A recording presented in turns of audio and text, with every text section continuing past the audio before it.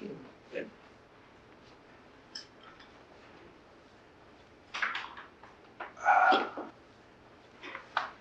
What brings you here?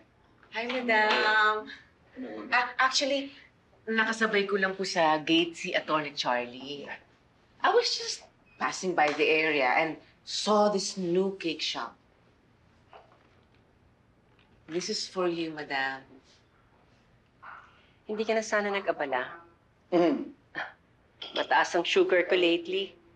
Pero mababa ang tolerance ko sa mga mahilig manuhol. Madam, hindi po ito suhol. This is just my simple way of expressing my gratitude dahil kinupkup niyo si Naina at Nonong. And I also heard na binigyan niyo pa ng trabaho si Ina.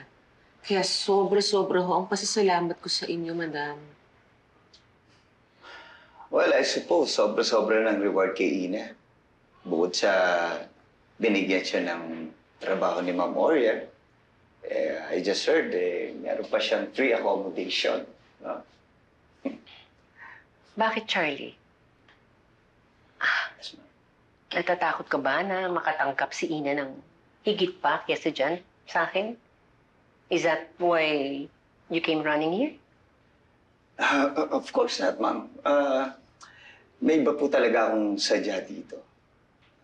Well, regarding naman po dun sa pagtulong nyo kay Ina, to be honest, Ma'am Oriano, kampante po ako. Because I believe that you will never allow someone that you've just met to deceive and to take advantage of you. Marami talagang mga pagsamantala sa mundo. Pero sinisiguro ko sa'yo, si Ina ang isa sa pinakamapagkakatiwalaan sa mga nakilala ko.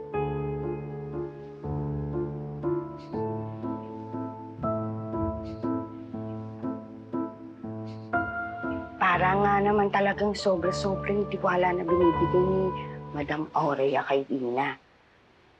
Parang the highest levels na. Di mukha namang mabait si Ma'am Ina. Pero alalahanin mo, parang kaparehas lang natin siya. Parang tauhan lang din siya dito. Kaya dapat ang kinakampihan natin si Ma'am Joanna. Naririnig ko kayo Pwede ba? Huwag kayong makialam sa mga isyu ng amo natin. Respetuhin na lang natin kung ano man ang mga desisyon ni Madam. Pasok. Ano sabi mo? Wala po, Manang. Huwag na kayong jijinit ng ulo. Lakas makatsaka ng pes. Awarin mo pa, ma'am.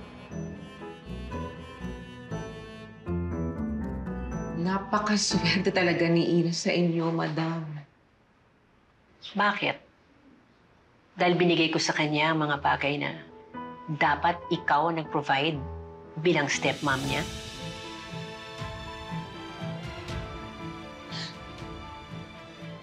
Madam, kung hindi lang ho kami minalas at naghirap, wala ho sana si Ina sa poder niyo ngayon.